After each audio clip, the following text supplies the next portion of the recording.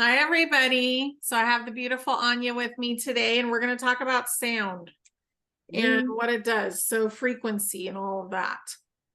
I'm so excited. My Yeah. favorite to talk about is sound and sound healing, frequency, voice. I don't stop talking most of the time, so it's definitely one of my favorite things. Yeah. Me too. So one thing too is, and I'm going to out you on YouTube, but you're a beautiful singer. Yeah, definitely. So we're hoping that you will do that for us sometime soon. Maybe record something. Um, Good, good. So I wanted to show you guys this book. And what I get about it, I get it's a really good book. And it's helpful, but it's going to start to morph a little bit. So if you learn it, then remember that these chakras are going to start to spread out. Expansion. Yeah, because we're in expansion, and we're in expansion in kind of an exponential way right now. Definitely. You can feel it. It's intense but powerful at the same time. It's massive. So I haven't even cracked the book, which is my MO. That's what I do. I buy the book and I'm really excited, and then I don't open it, and then I get in trouble for that. I open it sometimes and I look through it and I think I skim read it. I like flick through the chapters and then I'm like, yeah, I'll read that another time and then never go back to it. So I must like download what I need and just put it back. Me too. But I'm so excited that when it comes in the mail. So I spend money on certain things, rocks and books. That's me. Yeah. So I am the exact those herbs and right. Health books, but stuff. yeah, a lot of health stuff, a lot of them things. But yeah, and I love to go charity shopping. That's my little guilty pleasure. I love to go charity shopping. Oh yeah. I used to love that. We call it thrift shopping in the Yeah, US. And I used to love that. And now I have too much stuff, so I don't do it anymore. So me, that is exactly me. I do apologize for the background noise. It's because I chose because it's a really beautiful day. Well, a lot of today. people are getting to be on YouTube, so that's fun. I So I had a little intuition thought it might happen, so I popped the dog inside. But it's can't be helped. It's just the life that we live. yeah, But yeah, definitely thrift shopping is one of my guilty pleasures. But yeah, going back to sound, let's stay on topic because yeah. I do not your wild energy work energy. I make that even worse because I'm the same. Yeah. So basically what we're talking about is frequency. So Yeah, you can get frequency with color, which is why I'm obsessed with rocks and painting and stuff like that. Or you can get it with sound. Now, sound is a lot easier, I think. yeah, Because just the definitely. sound of our voice can change somebody. Like you can, if you're awake and aware and a light being, you can walk into a place, you can speak, and you're activating people. Yep, definitely. That vibration tone, it's like we all have a certain frequency, and whether that's expressed, like you say, via artwork, via poetry, via expression of self, via music, or whatever it is that you choose to express your frequency with, we all have a specific frequency, and once you kind of find yours and find a way to express that, it can be such a healing process, I think. Yeah. Yeah, and the throat chakra is really big right now. So if you can find anything that's blue, so like blue stones especially, and wear them here around your throat, then you're going to help your throat be more open. You're going to help that chakra. But our chakras are going to expand until we kind of look like a rainbow. Yeah, but that's the point. They were never meant to be. Well, I think they had to be for a certain time restricted, but for us to function in this human body. But on a higher level purpose, I don't think the energy centers of the body were ever meant to be so constricted and so separate, And it's really funny that you say that because when I used to meditate years and years ago, I was about 18, I used to connect them with cords all together. So they were still kind of separate, but I used to have energy cords going through them all to kind of let that energy flow, because that, I think that just allows that synchronicity they're going through, you know, and that were even years ago without knowing. So I think there was always a subconscious knowing that they're not meant to be locked away, you know, and I think that had a lot of my solar plexus issues, because it really was confined in so much energy into such a small space and not understanding how to process that. Yeah, and that's the most important spot, really, because that opens up the heart, which is what we're doing now. And as the heart chakra is open, like that's changing everything. Right. Because love is the key to everything. And it really is truly unconditional. So loving yourself, knowing you're worthy, you showed up here, so you're worthy. That's all you have to know.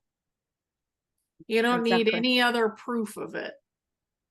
Yeah, just existing as a connection to source, you know, that in itself makes you worthy of receiving abundance, receiving love, receiving healing, you know. And I think even though sometimes we do know this, even I would need to be reminded of that sometimes, you know, and I need to kind of reinforce that belief into my mind, because we get stuck in as 3D human emotions. We get stuck in insecurities. We get thoughts and feelings and things that come up. And going back to the sound thing, that's one of the main things and techniques I use to get out on frequencies like that, to change the frequency.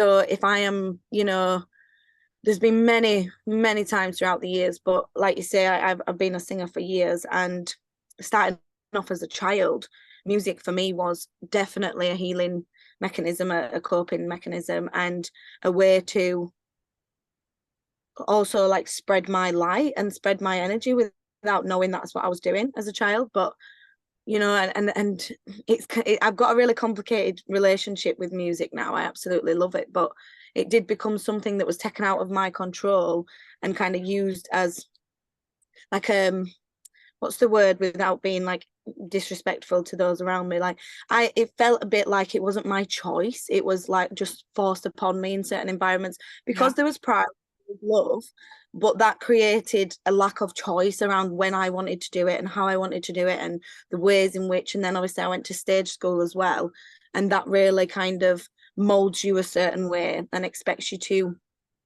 express yourself with a tick box, and I just didn't know how to do that. You know, there was a lot of ways that, so for me it became something that I absolutely adored doing but didn't know how to do in my own way.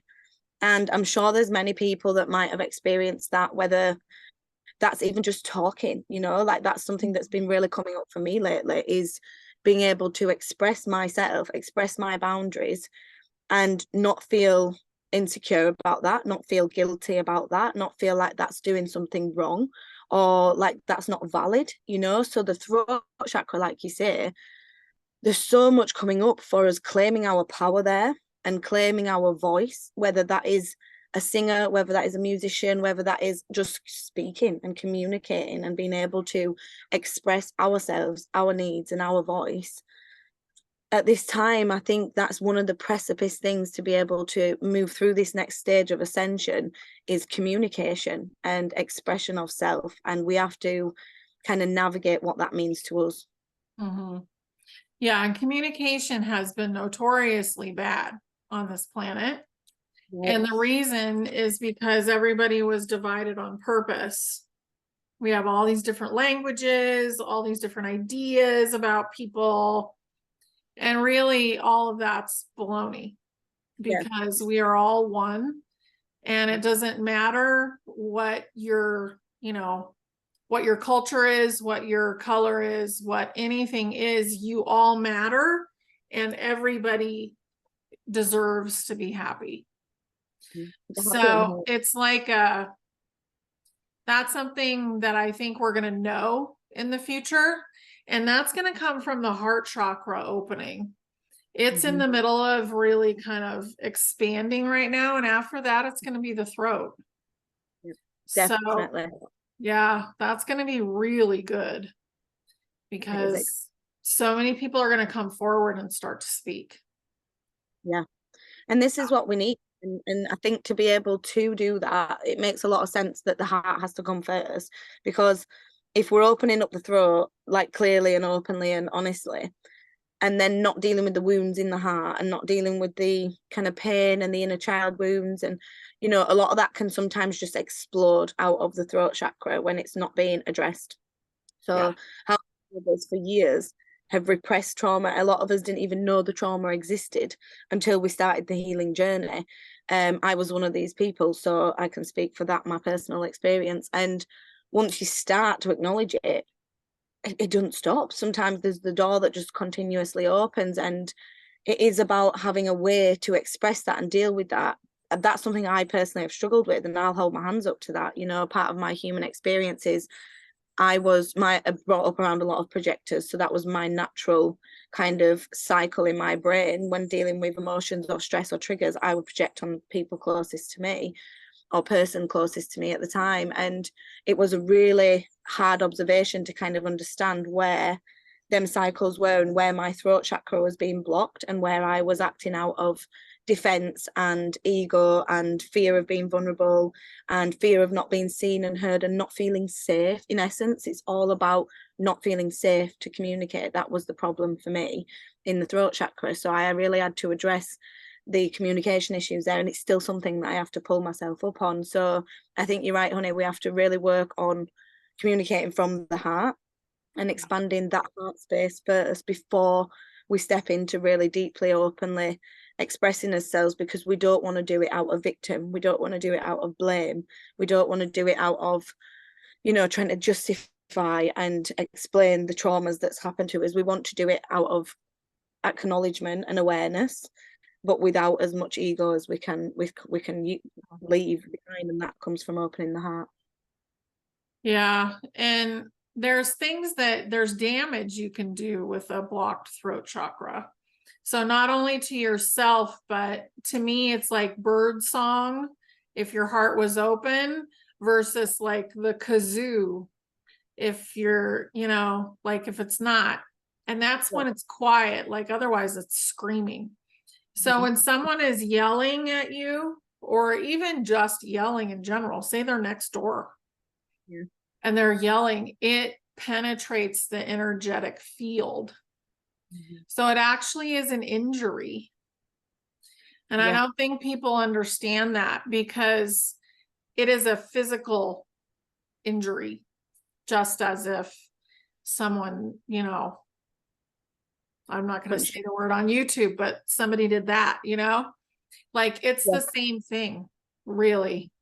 The other one is more lasting, this one is going to last longer, but the other one causes PTSD in the same way. Definitely. Yeah.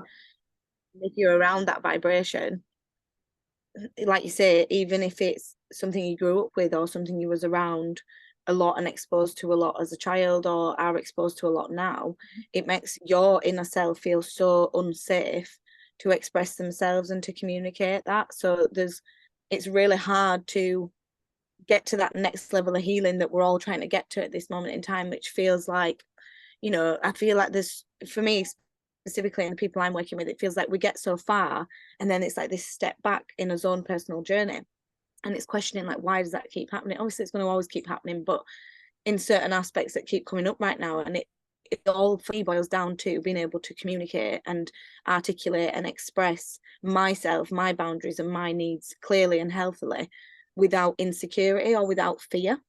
So I do think that's something that, like you say, the heart and the throat, if we are stepping into the love and stepping into the confidence and comfortability with self, then we're not going to project that as we're communicating. We're not going to project that fear and that insecurity out with us words and the way we're trying to speak, and also anger, because anger is such a manifestation of pain, and it's one of the easiest that was my go-to, defense, anger, shutdown.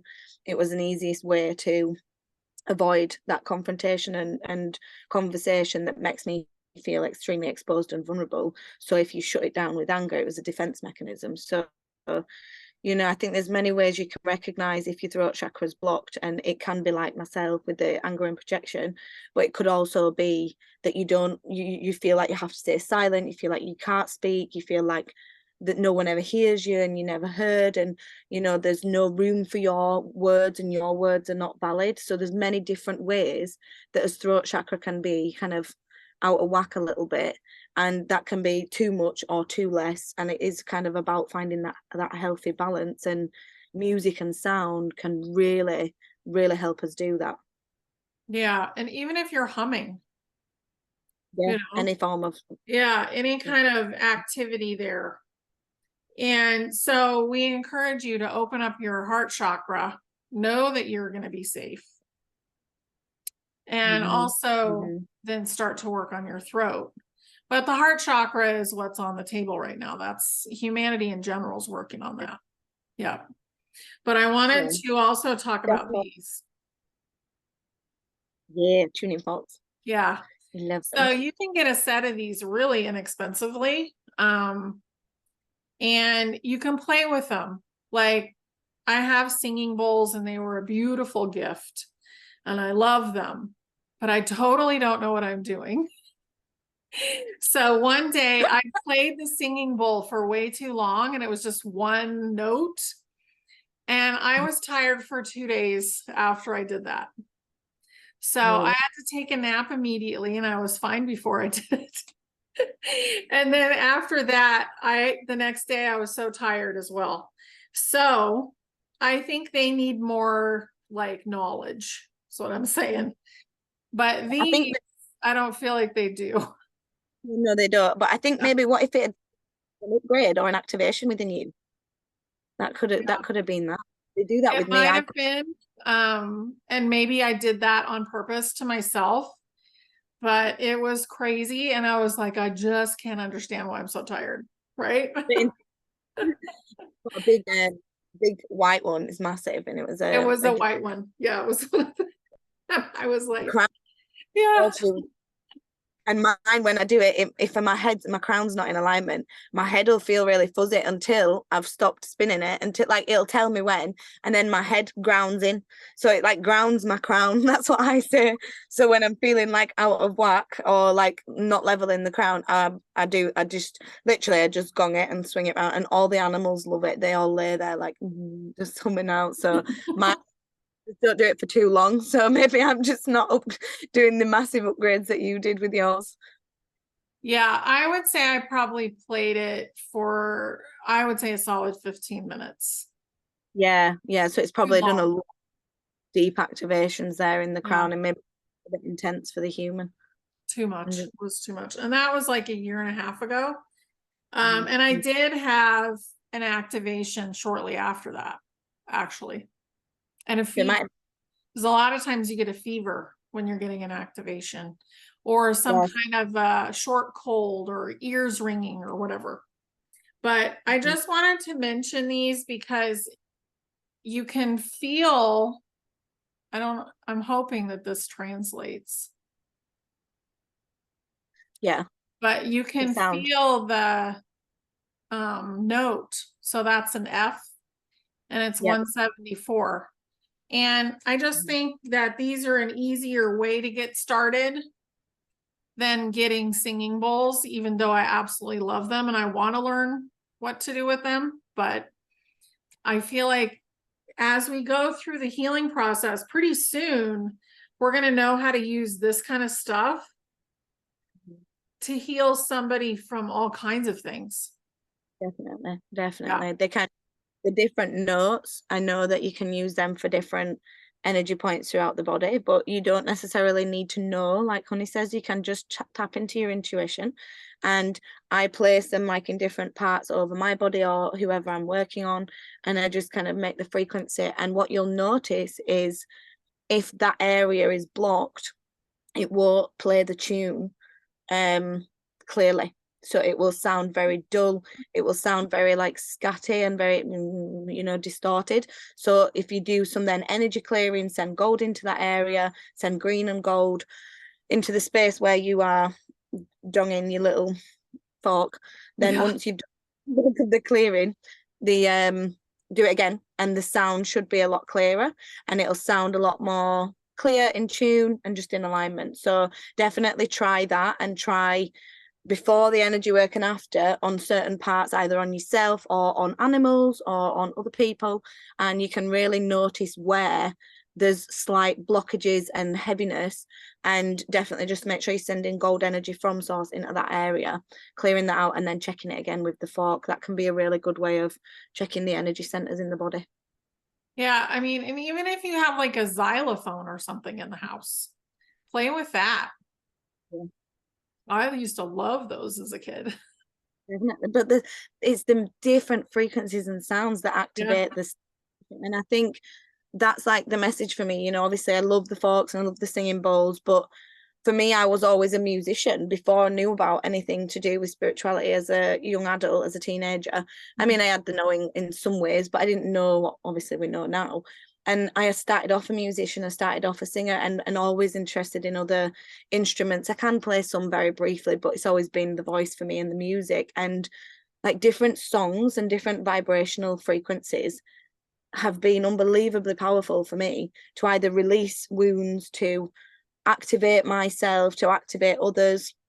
Like the recent song that I wrote and performed at Mark Atwood's event, I didn't realize how many kind of activations I received from that. And then also so many people in the crowd came up to me and said, I received a full body chakra activation. And I was just, it was so mind-blowing that can just come from opening his mouth literally, and using our frequency and tapping into that, but just having the confidence to do that, I think, is the key here. And whether that's with a guitar or a keyboard or a xylophone or anything that's coming up for you, tap into sound, tap into frequency, because there's a reason why science can't explain what sound does to a human. There's a reason why there is no explanation for that physical reaction when we experience something so unbelievably beautiful, but we don't know why it makes us cry or get goosebumps or all them things. This is all because it's had an emotional resonance within our soul. Yeah, and think about the water video that we did. I'll put it underneath. Hopefully I'll remember. But the water video, we showed a lot of different sound and the way it affects the water. And the body is mostly water. Exactly. So it really is changing things. And it's probably helping release and activate. It's doing both. 100%, 100%. And think about it, everything is sound. Even, I'm sure this is right, isn't it? When blind people use sound vibrations to like work around the room, because it's the density of that sound of the stick as it hits the floor, how far away it is from an object. So their whole coordination of the earth is based upon sound frequency. And that is absolutely magical, that people can do that, can interpret the world around them based off solely sound frequency. So if that can exist, then that just shows in itself that the ability to connect via sound and via energy and frequency, because I'm also, and I love art and I love creating art and painting, and I feel like that in itself can be such a powerful form of expression, and just to be able to do that. But definitely in terms of like when you can speak to someone in a different language but understand the energy and the frequency, because it is all to do with like the sound and the energy that we're experiencing. The tone. Yeah. The tone. So there's color, which I would liken to light. Yes. So different forms of light. And then you have sound. So these two things are comprising everything. And you can I've watched somebody with like really loud music, frequency sound, and the whole car, like it was in the car and the windows were like this. Like the glass was actually became malleable. And, in my mind, I was thinking, oh, well, that car's about to fall apart because all the screws are going to come loose in there. Right. But I mean, really, the point was what it could do, because the windows were seriously waving. Yeah. And Yeah. in enough to smash windows, isn't it? They'll sound Mhm. that piercing, high-pitched noise that can smash a glass, that can smash windows, you know. It is absolutely mind-blowing when you truly do think about it. And you made me think of something then. Like, you know, when they have nightclubs and they use really loud music and then really like flashing lights and different light, and it creates that vibrational atmosphere of euphoric kind of um what's the word I'm looking for? Like kind of like you are intoxicated, even without being intoxicated at all.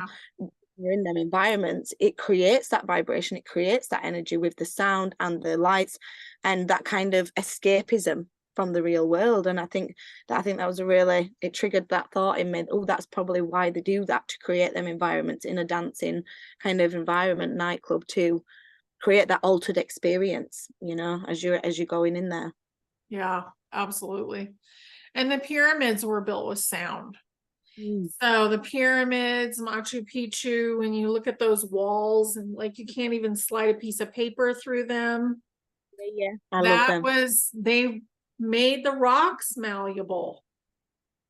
And then they had telekinesis. So they're just floating through the Hmm. sky. I And feel that, like, yeah, yeah. Sorry, I didn't mean to interrupt you there. You know, you I go. just want to say one thing. So there was a reporter that recorded, and this was back when you just barely had like the phonograph, I think. So he recorded the sound because some of the Buddhist monks still know how to do this. So he recorded it. He took it back to his newspaper and they destroyed it. They destroyed the story and they gave away the recording. How And fascinating. yeah, so because they didn't want anybody to know. And it just shows you, like you say, I got excited when you brought up the pyramids and the Machu Picchu, because it's just so mind-blowing how you can create. I mean, we don't have architecture like that now. We can't create architecture like that now. It's physically impossible. And they've created hairline accuracy, like you say, and the only way that is physically possible is, in my opinion, through sound frequency and telekinesis. And to be able to, like, we have no idea the potential of our frequencies and what that can create on the physical world. Like, we're literally going to be about to be living some Matilda real life stuff going Oh on, you know, yeah. around, because that's our. And I knew there was a reason I loved that film as a kid, you know, when she's floating everything around the room. I was like, I can do that. You know, it's a knowing in the inner self that we are so connected. And even in that scene, she's got the music on and she's dancing, because that shows you it's the vibration. It's our vibration. And how much better does it feel? I've gone from the Machu Picchu to that, but the last thing I want to say is, how much better does it feel when we're in that lower vibration and we raise it with music and sound, and just kind of remembering that and going back to that. But yeah, I got really excited about the architecture, because it just fascinates me that there's clear evidence there that it was created from something other than brick and mortar and labor. It's very, very clear, because it's not the same way that we design and create our architecture now, and it's got everlasting structures that have survived millennia, you know. So it's evidentiary in itself, and I think they're the kind of things we need to question more. Is, okay, Mhm. so how did that actually get created? And the things like stone circles in Scotland and things, well, their origin of the rock seems to date from places like Africa and places. So how did they get from other continents over to Scotland and create a formation of circles to do that, you know? That's something that doesn't happen very easily, I don't think. Right. Yeah. And I'm getting ready to do a series about stuff like that. But I wanted to also, since I saw this sitting here, um, there was this one rock that looked like it was a larger rock that was squeezed Mm. and it was folded, and then around it, it was stuck inside of a little corner, like a little square. So it's like they used this part of the rock to hold it in there. And it was the craziest thing to look at. And you have to have the rock be liquefied in order to achieve that. Ah, okay. For it to actually. formate into another one and blend like that. It has to be Yeah, liquefied. the rocks were just like kind of jelly-like, I think. Wow. Mhm.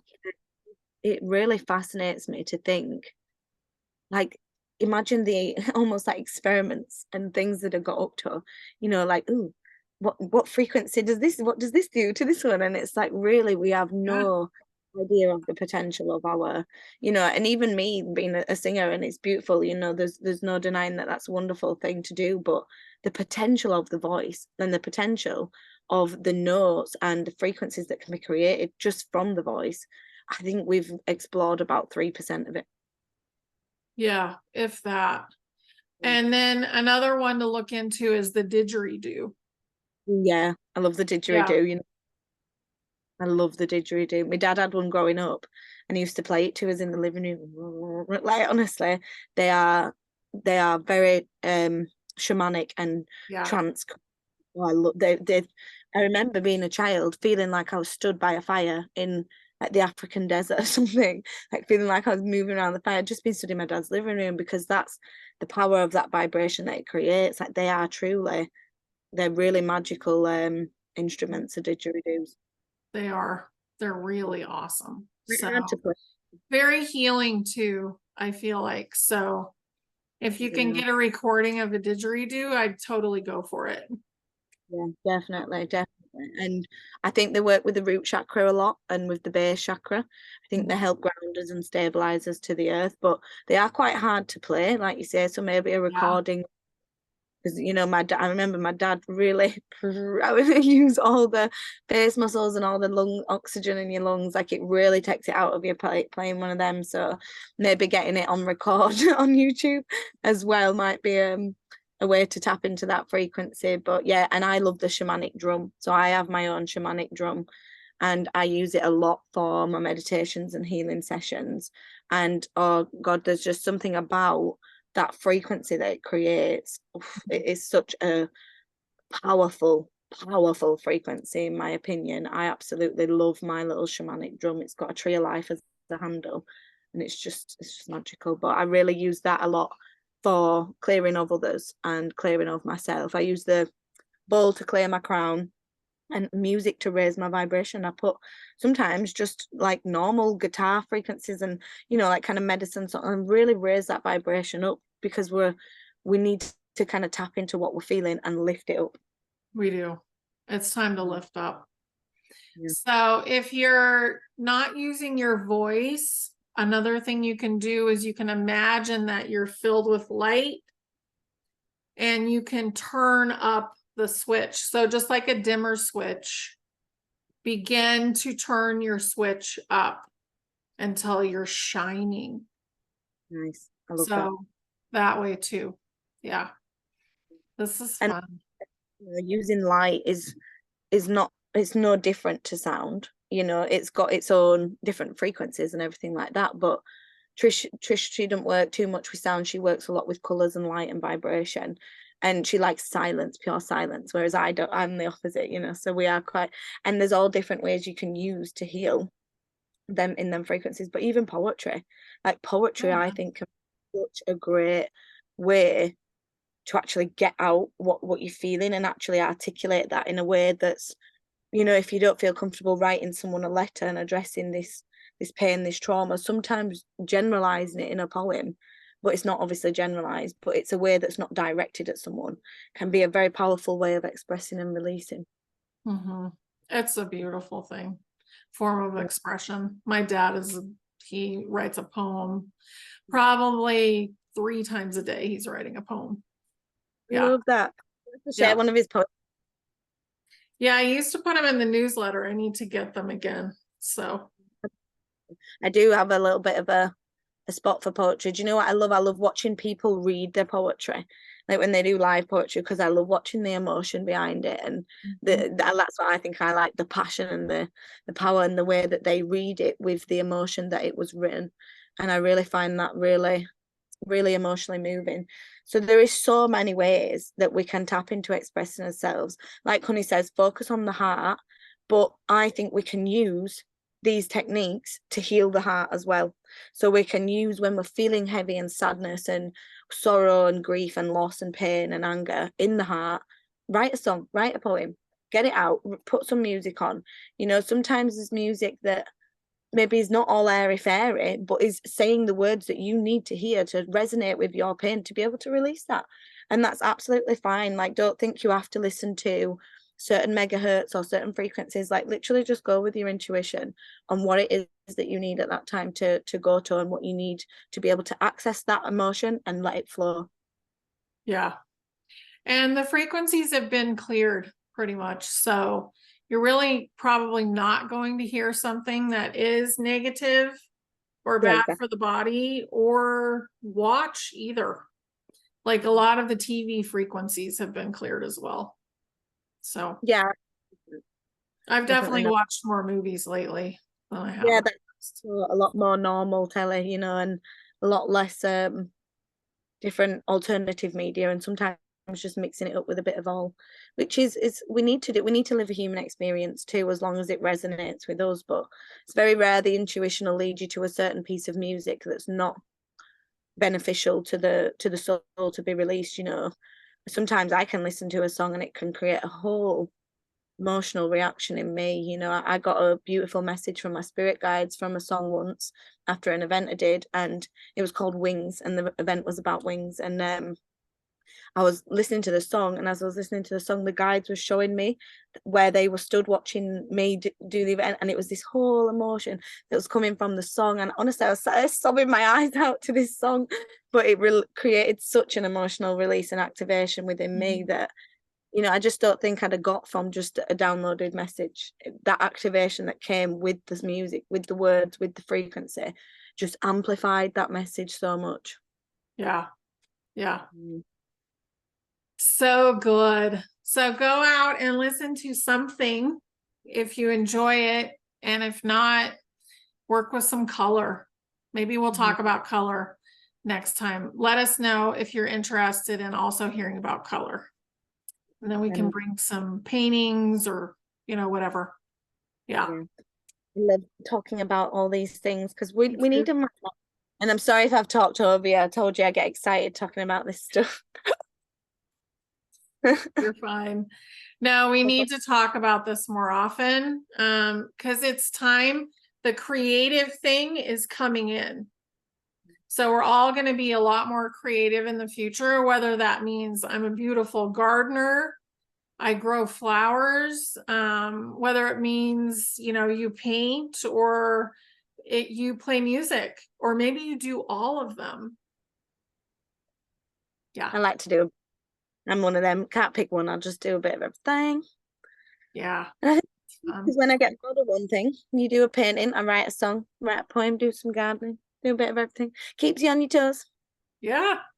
Just enjoy Good. everything you're doing. I Yeah. have, I've got some old singing videos on YouTube, and I've got some footage of my performances at Mark Atwood's events. A lot of them are on my YouTube channel, but some of them are on the other one, which is called Star Spirit Song, I believe, on YouTube. I'll send you the link, honey, so you'll have it. Yeah. Send me the link and we'll put it below so people can hear your voice because it's amazing. Yeah, there is quite a few, and there's some from when I was younger as well, so they're quite funny to watch because I was about 15 on some of them. But yeah, there will be more activations coming, and guided meditations as well, because I really enjoy doing them. Again, another way to express yourself via the throat. So yeah, they will be coming on that channel, so I will let you know when I've posted them. Beautiful. Thank you. Very Thanks, lovely. everybody. Me on. Bye.